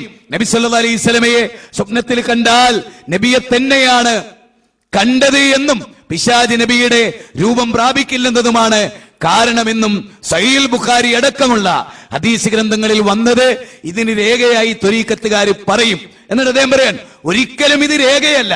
നബിയെ സ്വപ്നത്തിൽ കാണുന്നതിന് മാത്രമേയാണ് ഹദീസിൽ ഗ്യാരണ്ടി പറഞ്ഞത്. പ്രസ്തുത സ്വപ്നത്തിൽ കേൾക്കുന്നതിനല്ല. എന്നിൽ നിന്നൊരാൾ കേട്ടാൽ എന്നിൽ നിന്ന് തന്നെയാണ് കേട്ടതെന്ന് നബി പറഞ്ഞിട്ടില്ല. അതുകൊണ്ട് തന്നെ നബി സല്ലല്ലാഹു അലൈഹി വസല്ലമയെ സ്വപ്നത്തിൽ ദർശിച്ചാൽ കണ്ടത് നബിയെ തന്നെയാണെങ്കിലും അവിടുന്ന് വല്ലതും നിർദ്ദേശിച്ചതായി സ്വപ്നത്തിൽ അനുഭവമുണ്ടായാൽ അവിടുന്ന് തന്നെയാണ് ആ നിർദ്ദേശം എന്ന് ഉറപ്പിച്ചുകൂടാ. നിങ്ങൾ ആലോചിച്ചു നോക്കണം. ഇത് ത്വരീഖത്തിന് മറുപടി പറഞ്ഞുകൊണ്ട് ഇതേ കാര്യമാണ് ലക്ഷക്കണക്കിന് ആളുകളെ വിളിച്ചു വരുത്തിയ മർക്കസിലെ മഹാസമ്മേളനം എന്ന് പറയുന്ന ഈ മുടി വ്യവസായ സമ്മേളനത്തിൽ സ്വപ്നത്തിൽ ദർശിച്ച് നബി നിർദ്ദേശിച്ചു എന്നാൽ ആ നിർദ്ദേശം ഇസ്ലാമികമല്ലെന്നും അത് വ്യാജമാണെന്നും ഹദീസിൽ അതിന് രേഖയില്ലെന്നും ഇവര് രേഖപ്പെടുത്തി. എന്നിട്ടും ഇതേ പണ്ഡിതൻ ഈ പ്രസ്ഥാനത്തിന്റെ നേതൃത്വത്തിൽ നിന്നുകൊണ്ട് ഈ പൗരോഹിത്യത്തെ തിരുത്തുന്നില്ല. കാരണം കോടിക്കണക്കിന് ആസ്തിയാണ് വന്നു ചേരാനുള്ളത്. അതാണ്, കോടിക്കണക്കിന് സമ്പാദ്യമാണ് ഇതിലൂടെ വന്നു ചേരാനുള്ളത്. ഈ വസ്തുത അറിഞ്ഞുകൊണ്ട് വേണം നമ്മൾ ഈ കാര്യത്തോട് പ്രതികരിക്കാൻ. നബി സല്ലല്ലാഹു അലൈഹി വസല്ലമയുടെ സ്വഹാബത്താരും ഇതിങ്ങനെ സൂക്ഷിച്ച് മുടിയിട്ട് വെള്ളം കൊടുത്ത് അതിൽ നിന്ന് ആളുകൾ ക്യൂ നിന്ന് വർഷാവർഷങ്ങൾ അത് തേടിപ്പോകുന്ന ഒരവസ്ഥാവിശേഷം അവർക്കില്ല. മറിച്ച് ഒരു കാര്യം നമ്മൾ പ്രത്യേകം ശ്രദ്ധിക്കേണ്ടത്, നബി സല്ലല്ലാഹു അലൈഹി വസല്ലമയുടെ സ്വഹാബത്തിന്റെ കാലം ഒരു പരിമിതമായ കാലഘട്ടത്തിൽ, എത്രത്തോളം എന്ന് ചോദിച്ചാൽ ഇമാം അഹ്മദ് ബിൻ ഹംബൽ റഹ്മത്തുള്ളാഹി അലൈഹിയുടെ കാലഘട്ടത്തിൽ വരെ കിട്ടിയ മുടി അള്ളാഹുവിന്റെ റസൂലിന്റെ മുടിയാണെന്ന് തെളിയിക്കുന്നതിന് കൃത്യമായ രേഖയില്ല എന്ന് തന്നെയാണ് രേഖപ്പെടുത്തപ്പെട്ടിട്ടുള്ളത്. കാരണം സഹാബത്തിനോടുകൂടെ റസൂലുള്ളാഹിന്റെ മുടി അവരുടെ ശരീരത്തിന്റെ ഭാഗമായി കഫൻ ചെയ്യുന്നതിന്റെ ഭാഗമായി അത് രേഖപ്പെട്ടു പോവുകയാണ് ഉണ്ടായത്. മാത്രമല്ല ഇപ്പോഴത്തെ ഒരു അവസ്ഥ എന്താന്ന് ചോദിച്ചാൽ, അഹമ്മദ് ഖസ്റജി രചിച്ചിട്ടുള്ള റസൂലുള്ളാഹി സ്വല്ലല്ലാഹു അലൈഹി വസല്ലമയുടെ മുടി ഉണ്ട് എന്ന് അവർ വാദിക്കുന്ന സ്ഥലത്തെ മുടി വരെ ഇത്ര നീളമുള്ള മുടിയായിട്ടാണ് പരിചയപ്പെടുത്തുന്നത്. എനിക്ക് ഇത്ര വലിപ്പമുള്ള 2 മുടി കിട്ടി എന്നാണ് മഞ്ചേരിയിൽ വെച്ച് ഈ വിദ്വാൻ പറഞ്ഞത്. അതേ മനുഷ്യർ ഇപ്പൊ പറയണെന്തറിയോ, 1 മീറ്ററോളം നീളമുള്ള മുടി ഉണ്ട് എന്നാണ്. നമ്മളൊന്ന് ആലോചിച്ചു, 1 മീറ്ററോളം മുടിയുള്ള ഒരാൾ ബേക്കോട്ട് അങ്ങോട്ട് തിരിഞ്ഞിട്ട് നടക്കുമ്പോൾ അയാളെ ബേക്കെന്ന് നോക്കിയാൽ ഇത് നബിയോ നബിച്ചിയോ? ഇതെന്താ അത്? ഇത് നബിയാണോ നബിച്ചിയാണോ? അള്ളാഹുവിന്റെ റസൂല് ഇത്രയേറെ നീട്ടുള്ള മുടിയുള്ള ഒരാളായി. ഇതേ കാര്യം പേരോട് ത്വരീഖത്തുകാർക്ക് മറുപടി പറഞ്ഞുകൊണ്ട് പറയാൻ, നബി സല്ലല്ലാഹു അലൈഹി വസല്ലമയുടെ മുടി കാതിന്റെ പാതി വരെ ഉണ്ടായിരുന്നുള്ളൂ. ഹദീസുകൾ ഉദ്ധരിച്ച് മറുപടി പറയണ മൂപ്പര്. ജനങ്ങളോട് കൃത്യമായി അവരെതിർക്കുന്ന പ്രസ്ഥാനത്തെ എതിർക്കുമ്പോ കൃത്യമായ ഹദീസ് ഉദ്ധരിച്ച് പറയാൻ, അള്ളാഹുവിന്റെ റസൂലിന്റെ മുടി ഈ ചെവിയുടെ പാതി വരെ ഉണ്ടായിരുന്നുള്ളൂ. തുർമുദി റിപ്പോർട്ട് ചെയ്ത പ്രവാചകന്റെ ജീവിതം വിശദീകരിക്കുന്ന പുസ്തകത്തിൽ പോലും അള്ളാഹുവിന്റെ റസൂലിന്റെ മുടി എത്ര നിരച്ചു, അള്ളാഹുവിന്റെ റസൂലിന്റെ മുടി എത്ര ഉണ്ടായിരുന്നു. റസൂൽ ഒരാളോട് പറയുന്നുണ്ട്, നീളമുള്ള ഈ മുടിയും നരിയാണിയുടെ താഴെ ഇറങ്ങി നിൽക്കുന്ന ഈ ഡ്രസ്സുമില്ലായിരുന്നെങ്കിൽ അങ്ങ് എത്ര നല്ല മനുഷ്യനായനെ എന്ന് നബി സല്ലല്ലാഹു അലൈഹി വസല്ലം പറഞ്ഞതായി ഹദീസിൽ രേഖപ്പെടുത്തപ്പെട്ട് കിടക്കുന്നുണ്ട്. മാത്രമല്ല കേരളക്കരയിൽ പ്രായം ചെന്ന ആളുകൾ ഒരുപക്ഷെ ഈ സദസ്സിലുണ്ടാവും. കേരളക്കരയിൽ മുടി നീട്ടി വളർത്തൽ കാഫിറിന്റെ ലക്ഷണമായി പറഞ്ഞിരുന്ന ഒരു കാലഘട്ടം ഉണ്ടായിരുന്നു. മുടി നീട്ടൽ കാഫിറിന്റെ ലക്ഷണമായി വിലയിരുത്തിയ ഒരു കാലഘട്ടം നിങ്ങൾ ആലോചിച്ചു നോക്കണം. തലമുണ്ടനം ചെയ്യലായിരുന്നു കേരളീയ മുസ്ലിമിന്റെ അടയാളം. കാരണം അതിന് കാരണം പറഞ്ഞിരുന്നത് ജൂത പാരമ്പര്യമാണ് മുടി നീട്ടൽ, മുസ്ലിമിന്റെ പാരമ്പര്യമല്ല. നിങ്ങൾക്കറിയാം, അരീക്കോടിനടുത്തുള്ള ഇരുവേട്ടി എന്ന് പറയുന്ന സ്ഥലത്ത് ഞാൻ എന്റെ നിറഞ്ഞ കണ്ണുകളോടെ കണ്ടതാണ്. ഒരാൾ എന്നോട് ചോദിച്ചത്, അയാളുടെ കൈ പൊട്ടി തൂങ്ങിയിരിക്കുന്നു, പ്രായമേറെയായി. അദ്ദേഹം എന്നോട് പറയാൻ, ഇതെന്താണെന്നറിയുമോ? ഞാൻ പറഞ്ഞു, ഇല്ല. ഇതെന്റെ ബാപ്പ ഞാൻ തലയിൽ മുടി വെച്ചതിന്റെ പേരിൽ എന്നെ ഓടിച്ചിട്ടടിക്കാൻ ശ്രമിച്ചപ്പോ മാവിൽ കയറി മാവിന്റെ കൊമ്പടിഞ്ഞ് താഴെ വീണ് എന്റെ കൈ പൊട്ടിയതാണ്. നിങ്ങൾ ആലോചിച്ചു നോക്ക്. മുടി നീട്ടി വളർത്തൽ കാഫിറിന്റെ ലക്ഷണമായ ഒരു കാലഘട്ടം.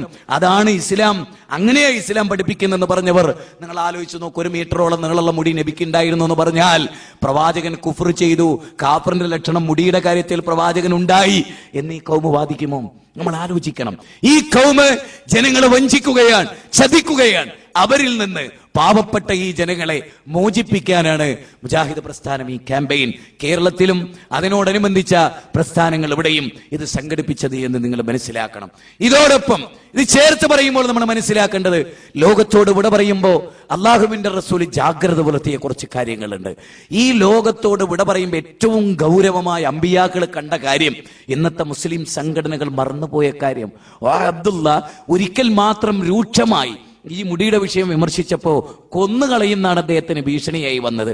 അദ്ദേഹം നമ്മുടെ സദസ്സിൽ ആ കാര്യം തുറന്നു പറഞ്ഞു. അദ്ദേഹത്തിന്റെ ലൈഫിൽ സമസ്തയിൽ നിന്നൊരു മരണ ഭീഷണി. എന്ത്? കൊന്നുകളയുന്നു. മുജാഹിദുകൾക്ക് എന്നുള്ളതാ, മുജാഹിദുകൾക്ക് ഇത് എല്ലാ കാലത്തുള്ള ഓരൊരിക്കലും വിമർശിച്ചു നോക്കി. ഇപ്പൊ മനസ്സിലായില്ലവർക്ക്. ഒരൊറ്റ പ്രാവശ്യം വിമർശിച്ചിട്ടുള്ളൂ, അതോടുകൂടി കട്ടയും പടവും മടങ്ങി, പിന്നെ ഉണ്ടായിട്ടില്ല. അതിങ്ങനെ നിൽക്കുകയും ചെയ്തു.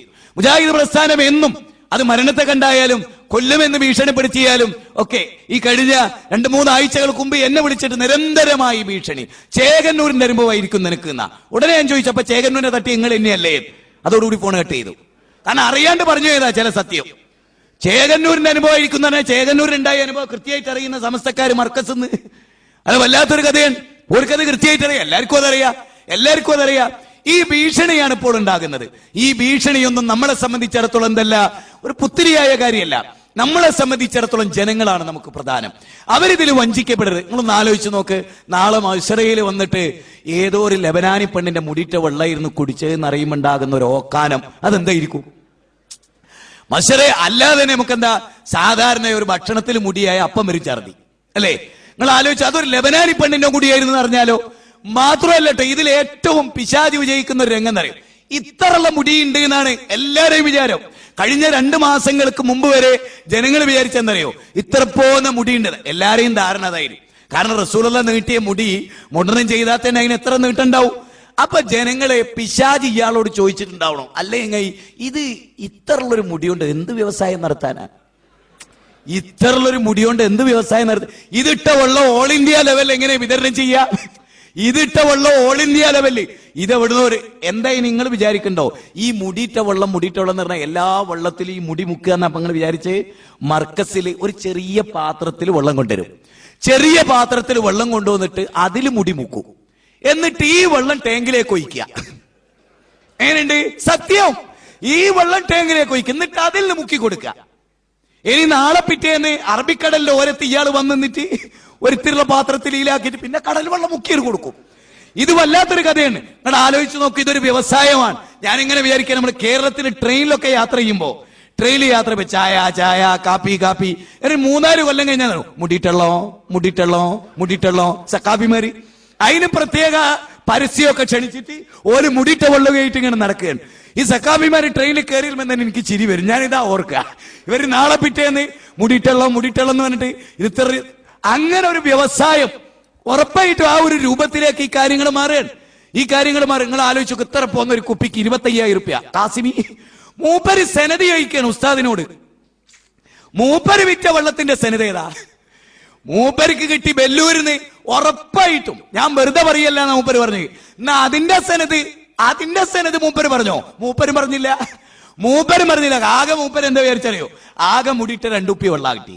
ഇത് ലോക്കലായിട്ടോ സാധാരണക്കാർക്കോ വെറുതെ കൊടുക്കാൻ പറ്റില്ല. അതുകൊണ്ട് അതിന് മറ്റേ ആള് 10,001 മാക്സിമം. 1001, 2001, 3001, 10,001 ഇതാണ് മൂപ്പര് കച്ചവടം. ആരെ? ഉസ്താദിന് വലിയ കച്ചവടാണ്. മറ്റേതെന്താ, ആകെ കിട്ടിയ 2 കുപ്പിയാ. അത് മൂപ്പര് 25,000 ഒരു കുപ്പി. മൂപ്പർക്കറിയാം എന്ത്? സത്യത്തിൽ നിങ്ങൾ ആലോചിച്ചു, റസൂലുള്ളാന്റെ മുടിയിട്ട വെള്ളം യഥാർത്ഥത്തിൽ റസൂലുള്ളാന്റെ തിരുകേശം മുക്കിയ വെള്ളം കിട്ടിയാൽ, ഒറിജിനലായിട്ട് സെനതോടു കൂടി കിട്ടിയാൽ ആരെങ്കിലും ആ വെള്ളം വെക്കൂ? നബി സല്ലല്ലാഹു അലൈഹി വസല്ലമയുടെ സ്നേഹമുള്ള, ഇപ്പൊ നമുക്ക് തന്നെ അറിയാം, ബാപ്പ 25 കൊല്ലം എഴുതിയ ഒരു പേന ബാപ്പാന്റെ മരണത്തിന് ശേഷം ഒരു 5-6 കൊല്ലം കഴിഞ്ഞ് കൈ കിട്ടിയാൽ അത് ആരെങ്കിലും വെക്കുവോ? അത് നെഞ്ചോട് നെഞ്ച് ചേർത്ത് പിടിക്കും. നിന്റെ ബാപ്പാന്റെ അത് ഞാൻ ആർക്കും കൊടുക്കൂല. അള്ളാഹുവിന്റെ റസൂലിന്റെ തിരികേശമിട്ട വെള്ളമാണെന്ന് പറഞ്ഞാൽ അത് വിൽക്കുവോ 25,000-ന്? കാരണം കാസിമിക്കറിയാ ഇതങ്ങ് മൂത്തേടത്തുനിന്ന് പോരുമ്പോ ഏതോ ഒന്ന് പുഴയെന്ന് മുക്കിയ വച്ചള്ള മൂപ്പർക്ക് കൃത്യമായിട്ട് അറിയാം. അതുകൊണ്ട് മൂപ്പര് എന്തായിരുന്നു, വാവാട് ഉസ്താദിന്റെ കയ്യിലുണ്ട് 25,000-ന് 2 കുപ്പി മൂപ്പര് വിറ്റു. ആരോട് ഇതുവരെ സനത് ഓരും പറഞ്ഞിട്ടില്ല. ഈ 2 കൂട്ടരും ഓർക്കിപ്പുള്ള പ്രയാസം എന്താ അറിയും? ഇവര് ഇത്തിരി, കാരണം ലോകത്തെ എഞ്ചിനീയർ ആകണേ ലക്ഷക്കണക്കിന് റുപ്യ കൊടുക്കും. ഒരു ഡോക്ടർ ആകാൻ പഠിക്കാൻ സ്റ്റാർട്ടിങ് തന്നെ 32 ലക്ഷം എന്നാ. കഴിഞ്ഞ ദിവസം ഒരു പയ്യൻ ഫോൺ വിളിച്ചിട്ട് കരുണ മെഡിക്കൽ കോളേജിൽ നിന്ന് റെക്കമെൻഡ് ചെയ്യുമെന്ന് ചോദിച്ചു പറഞ്ഞപ്പോ അവൻ പറഞ്ഞു 32 ലക്ഷം റുപ്യാണ് മറ്റു സ്ഥലത്തൊക്കെ, എന്തെങ്കിലും ഒന്ന് കുറഞ്ഞു കിട്ടിയല്ല. ഇതൊക്കെ പഠിക്കണോ? ഇയാൾ അപാര ബിസിനസ്. ശരിക്കും പിന്നെ പത്മശ്രീ കൊടുക്കേണ്ട മൂപ്പർക്കാ. കാരണം അപാര ബിസിനസ് അല്ലേ. ഒരു നിലക്കും മുതൽ മുടക്കില്ലാത്ത ഒരു മുടിയോണ്ട് ഇത്ര വലിയ പണം ഉണ്ടാക്കണത്. നിങ്ങൾ ആലോചിച്ച് നോക്കൂ, കോടിക്കണക്കിന് ഉറുപ്പ്യ ഉണ്ടാക്കുന്നത്. ഉണ്ടാക്കി കഴിഞ്ഞു. ഇപ്പൊ പറയുന്നറിയോ, ഉണ്ടാക്കി കഴിഞ്ഞത് ആരെങ്കിലും ആവശ്യപ്പെട്ട അത് കൃത്യമാണെന്ന് തോന്നിയ തിരിച്ചു കൊടുക്കാന്നാണ്. മനസ്സിലായില്ലേ? ഇപ്പൊ എന്താന്ന് പറഞ്ഞാൽ ഒരു നിലക്കും ഒന്ന് മൊത്ത സമസ്തയിലെ EK സുന്നികൾ കംപ്ലീറ്റ് എതിർത്തു. AP സുന്നികളിൽ തന്നെ മഹാഭൂരിപക്ഷവും മനസ്സുകൊണ്ട് അതിനെ എതിർത്തു. പിന്നെ പിടിച്ചു നിൽക്കാനുള്ള ഒരു ബത്തപ്പാടിലാണ് ഇപ്പോൾ ഉള്ളത്. ശക്തമായി മുജാഹിദ് പ്രസ് ഒരിക്കലും അനുവദിക്കരുത്. അള്ളാഹുവിന്റെ റസൂലിനെ കൊണ്ടാണ് ഈ കളി, അള്ളാഹുവിന്റെ റസൂലിനെ വിട്ടിട്ടാണ് ഈ കളി. ഒരിക്കലും വിശ്വാസികളെ, ഈമാനുള്ളവരെ നമ്മൾ ഇത് അനുവദിക്കരുത്.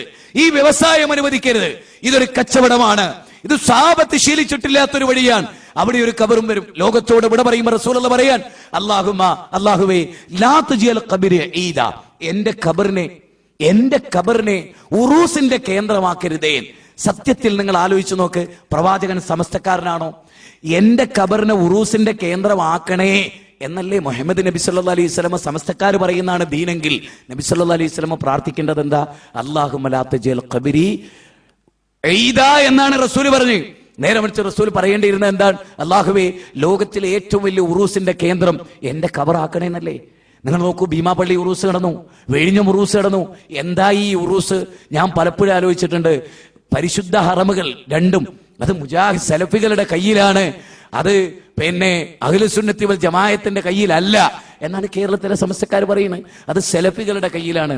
ഞാൻ വിചാരിക്കണം, ഒരു വർഷങ്ങാനും സംസം കിണറിന്റെ ഉത്തരവാദിത്തം കാസിമിക്കും, ഒരു വർഷം മസ്ജിദുൻ നബവിയുടെ ഉത്തരവാദിത്തം കാന്തപുരത്തിന് ഏൽപ്പിച്ചാൽ എന്തായിരിക്കും അവിടുത്തെ അവസ്ഥ?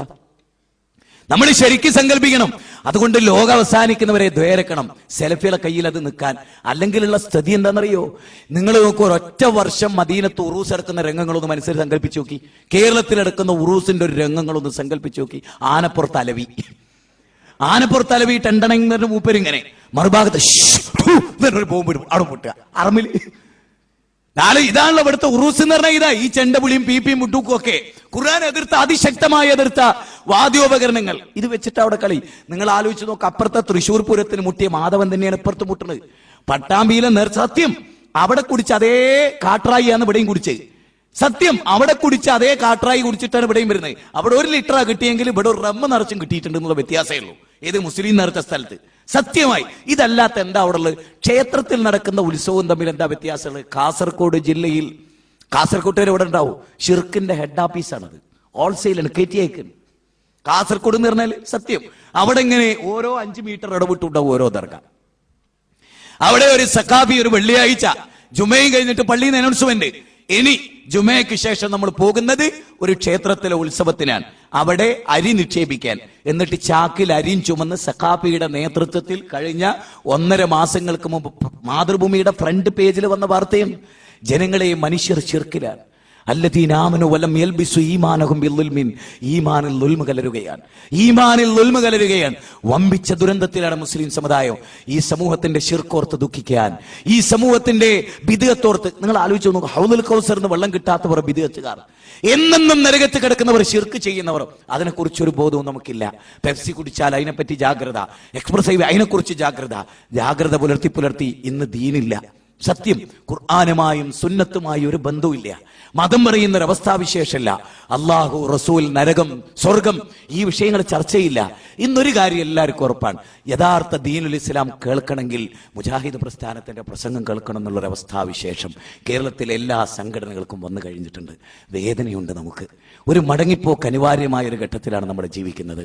അതുകൊണ്ട് നമ്മുടെ സമൂഹത്തിലുള്ള മുഴുവൻ ആളുകളെയും ഈ വിഷയത്തിൽ പ്രവാചക സ്നേഹവുമായി ബന്ധപ്പെട്ട് ഒരു പുതിയ കേസറ്റ്, നിങ്ങൾക്ക് കിട്ടാത്തൊരു കേസറ്റ് എൻ്റെ കൈവശമുണ്ട്. ഈ വിഷയത്തിൽ നമ്മൾ ഗൗരവമായി ജനങ്ങൾക്കിടയിലേക്ക് ഇറങ്ങിച്ചെല്ലുകയും ജനങ്ങളെ ശരിക്ക് വിഷയം പഠിപ്പിക്കുകയും പ്രവാചകന്മാരുടെ പാത കൃത്യമായി പഠിപ്പിക്കുകയും സ്വഹാബത്തിന്റെ പാത കൃത്യമായി പഠിപ്പിക്കുകയും ഈ വിഷയത്തിൽ സലഫുകളുടെ സമീപനങ്ങൾ പഠിപ്പിക്കുകയും ആളുകളെ ഈ വിഷയത്തിൽ ഉത്ബുദ്ധരാക്കുകയും ചെയ്യേണ്ട ഒരു കാലഘട്ടത്തിലാണ് ഞാനും നിങ്ങളും ഉള്ളത്.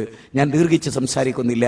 ഇൻഷാ അല്ലാഹ് നമുക്ക് 4 വെള്ളിയാഴ്ചത്തോളം അള്ളാഹു തൗഫീഖ് ചെയ്താൽ ഇനിയും നമുക്ക് ഒരുപാട് പ്രോഗ്രാമുകളുണ്ട്, വ്യത്യസ്ത വിഷയങ്ങൾ നമുക്ക് ചർച്ച ചെയ്യാനുണ്ട്. സ്നേഹത്തോടുകൂടി എനിക്ക് നിങ്ങളോട് പറയാനുള്ളത്, പ്രാർത്ഥിക്കണം. എന്താണ് പ്രാർത്ഥിക്കേണ്ടത്? ഈ സമൂഹത്തെ എല്ലാവിധ തിന്മകളിൽ നിന്ന് രക്ഷിക്കുന്ന ഈ ഒരു പോരാട്ടത്തിൽ ആരോഗ്യവും ആയുസ്സും ധൈര്യവും ഒന്നും ചോർന്നു പോകാതിരിക്കാൻ നിങ്ങൾ അള്ളാഹുവിനോട് പ്രാർത്ഥിക്കണം.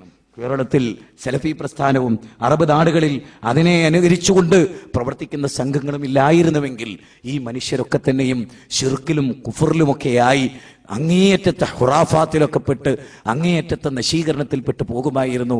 അവരുടെ ധാർമ്മിക രംഗവും വിശ്വാസരംഗവും കർമ്മരംഗവും എല്ലാം ശുദ്ധീകരിക്കുന്നത് നമ്മുടെ ഇസ്ലാമിക ദഅവാ പ്രവർത്തനമാണ്. സജീവമായ അതിൽ സാന്നിധ്യം വഹിക്കുക. എത്ര പേർ ശിർക്കിലായി കൊണ്ട് മരിച്ചു പോകുന്നു, എത്ര പേർ ഈ നിലക്കുള്ള ബിദ്അത്തിലായി മരിച്ചു പോകുന്നു. അവരെ കുറിച്ച് ഓർക്കുമ്പോൾ ഒരു തുള്ളി കണ്ണീര് പൊഴിക്കാൻ യാ അമ്മി കുല്ലാ ഇലാഹ ഇല്ലല്ലാ എന്ന് റസൂലുള്ള കരഞ്ഞ് ഗദ്ഗദ കണ്ടനായി ജൂതന്റെ വീട്ടിൽ കയറി ചെന്ന് മോനെ ലാ ഇലാഹ ഇല്ലല്ലാ പറ മോനെ എന്ന് പറയാൻ സകല മനുഷ്യരെയും മുന്നിൽ കണ്ടുകൊണ്ട് ഒരു ദഅവത്ത് ക്രോഡീകരിക്കാൻ, എല്ലാ മനുഷ്യരോടും തൗഹീദ് പറയാൻ അമ്പിയാക്കൾ ആരും ഒരു പ്രത്യേക വിഭാഗത്തെ വേർതിരിച്ചുകൊണ്ടുള്ള ഒരു ദഅവത്ത് അമ്പിയാക്കൾ ആരും നടത്തിയിട്ടില്ല. മറിച്ച് മനുഷ്യരോട് സംസാരിച്ചു. മനുഷ്യരായിരുന്നു അമ്പിയാക്കൾ ശ്രദ്ധിച്ചിരുന്നത് മനുഷ്യരെയായിരുന്നു. അവർ നരകത്തിലെത്തരുത്, അവർ സ്വർഗാവകാശികളാകണം. ഒരു പോയിന്റ് കൂടെ ഞാൻ നിങ്ങളെ ഓർമ്മപ്പെടുത്തുകയാണ്. നരകവും സ്വർഗവും പ്രസംഗിക്കാനുള്ളൊരു സബ്ജക്റ്റ് അല്ല. നരകവും സ്വർഗവും യാഥാർത്ഥ്യമാണ്. അന്നാറു ഹക്കുൻ അൽ ജന്നത്തു ഹക്കുൻ. ഓരോ ആളുകളും ദീനിനെതിരായി ജീവിക്കുമ്പോൾ അവരെക്കുറിച്ച് ഓർത്ത് മനസ്സ് വേദനിക്കണം. അങ്ങനെ വേദനിക്കുന്നവനാണ് ഒരു ഇസ്ലാഹി പ്രവർത്തകൻ. ഓരോ ഇസ്ലാഹി പ്രവർത്തകന്റെ മനസ്സിലും ആളുകളെ കുറിച്ച് ചിന്തിക്കുമ്പോൾ അയാൾ താടി നീട്ടിയിരുന്നെങ്കിൽ, അയാൾ നിര്യാണിയുടേതായ ഡ്രസ്സ് വലിക്കാതിരുന്നെങ്കിൽ, അയാൾ റസൂലുള്ളാഹിന്റെ സുന്നത്ത് പഠിച്ചിരുന്നെങ്കിൽ, അയാൾ തൗഹീദ് അനുസരിച്ച് ജീവിച്ചിരുന്നെങ്കിൽ, അയാൾ ബിദ്അത്തിന്റെ പിന്നാലെ പോകാതിരുന്നെങ്കിൽ, അയാൾ യഥാർത്ഥ സ്വലാത്ത് എന്താണെന്ന് തിരിച്ചറിഞ്ഞിരുന്നുവെങ്കിൽ, അയാൾ യഥാർത്ഥ പ്രാർത്ഥന എന്താണെന്ന് തിരിച്ചറിഞ്ഞിരുന്നുവെങ്കിൽ, മരണത്തെ ഓർക്കാനും പരലോകത്തെ ഓർക്കാനുമാണ് ഖബർ സിയാറത്ത് എന്നയാൾ തിരിച്ചറിഞ്ഞിരുന്നുവെങ്കിൽ, ഇതൊന്നും കച്ചവടവൽക്കരിക്കേണ്ട വിഷയമല്ല എന്നയാൾ തിരിച്ചറിഞ്ഞിരുന്നുവെങ്കിൽ, മുസ്ലിമിനെ കുറിച്ചും ഒക്കെ നമ്മുടെ മനസ്സിലെ ചിന്ത ഇതാണ്: ഇന്ന് മരിച്ചാൽ നാളെ നരകത്തിലാണ്, ഇന്ന് മരിച്ചാൽ നാളെ നരകത്തിലാണ്. ആ നരകത്തിന്റെ വക്കിൽ നിന്ന് അതേ യാ അയ്യുഹൻ നബിയു ഇന്നാ അർസൽനാക ഷാഹിദൻ വമുബശ്ശിറൻ വനദീറ വദാഇയൻ ഇലല്ലാഹി ബിഇദ്നിഹി വസിറാജൻ മുനീറ. ഒരിക്കലും മറക്കരുത് നിങ്ങൾ, അള്ളാഹുവിന്റെ പ്രവാചക, അങ്ങ് ജനങ്ങൾക്ക് മാതൃകയാണ്.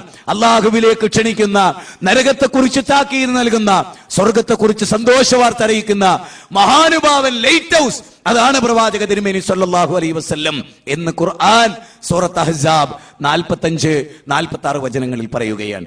ഈ അവസ്ഥ മനസ്സിലാക്കിക്കൊണ്ട് മുന്നോട്ട് പോകാനും ദീനിനെ ഉൾക്കൊള്ളാനും ചൂഷണം ചെയ്യപ്പെടുന്ന ആത്മീയതയെക്കുറിച്ച് അഗാധമായി പഠിക്കാനും സമ്പത്ത് കൊള്ള ചെയ്യുന്ന പൗരോഹിത്യത്തിന്റെ കരാളാസ്തങ്ങളിൽ നിന്ന് മാനവതയെ മോചിപ്പിക്കുവാനും ഈ പ്രഭാഷണവും ഇതുപോലെയുള്ള സംരംഭങ്ങളും ഉപകരിക്കുമാറാകട്ടെ എന്ന് ആത്മാർത്ഥമായി പ്രാർത്ഥിച്ചുകൊണ്ട് എന്റെ വാക്കുകൾ സാഗൂതം കേട്ട നിങ്ങൾക്ക് നന്ദി പ്രകാശിപ്പിച്ചുകൊണ്ട് ഇത്തരമൊരു സന്ദർഭത്തിൽ പ്രസംഗിക്കുവാനും ഇവിടെ വരാനും നിങ്ങളെ കാണാനും അവസരമൊരുക്കിയ അള്ളാഹുവിനെ സ്തുതിച്ചുകൊണ്ട്, നാഥ, ഇതൊരു നല്ല സംരംഭവും ഒരു നല്ല പ്രവർത്തനവും ഒരു നല്ല പ്രവർത്തനത്തിന്റെ തുടക്കവുമായി തീരണേ എന്ന് പ്രാർത്ഥിക്കുകയാണ്.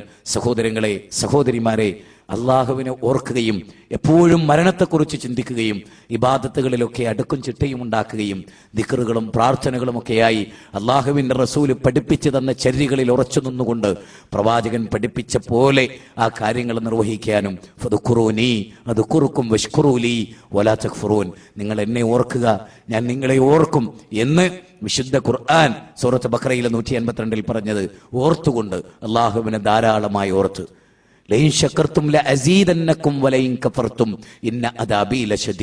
തീർച്ചയായും അള്ളാഹു നിങ്ങളെ കഠിനമായി ശിക്ഷിക്കും നന്ദികേട് കാണിച്ചാൽ എന്ന് ഖുർആൻ പറയുന്ന 14-ാം അധ്യായത്തിൽ 7-ാമത്തെ വചനത്തിൽ പറഞ്ഞ കാര്യവും ഓർത്തുകൊണ്ട് നല്ല സഹകരണ ബോധത്തോടെ ദീനിനു വേണ്ടി അശ്രാന്ത പരിശ്രമത്തിൽ ഏർപ്പെടുന്ന, ഞാൻ ഓതിവെച്ച ആയത്തിൽ പറഞ്ഞ പോലെ, അതായത് വേദനാജനകമായ നരകശിക്ഷയിൽ നിങ്ങളെ മോചിപ്പിക്കുന്ന ഒരു കച്ചവടം, അത് ഈമാനാണ്, റസൂലിലുള്ള വിശ്വാസമാണ്, അവർ രണ്ടുപേരുടെയും മാർഗത്തിലുള്ള ജിഹാദാണ്. ഇതാണ് യഥാർത്ഥത്തിൽ നമ്മൾ മുടക്കേണ്ട മൂലധനം. അങ്ങനെ അധ്വാനിച്ചാൽ സ്വർഗം നമുക്കുള്ളതാണ്. ആ സ്വർഗത്തിൽ അള്ളാഹു നമ്മെ എത്തിപ്പിച്ചു തരുമാറാകട്ടെ. നരകത്തിൽ നിന്ന് അള്ളാഹു നമ്മളെ മോചിപ്പിക്കട്ടെ. എല്ലാ തിന്മകളിൽ നിന്നും അള്ളാഹു നമ്മെ കാത്തുരക്ഷിക്കുമാറാകട്ടെ. പൗരോഹിത്യത്തിന്റെ കരാളാസ്തങ്ങളിൽ നിന്നും അള്ളാഹു നമ്മെ കാത്തുരക്ഷിക്കുമാറാകട്ടെ.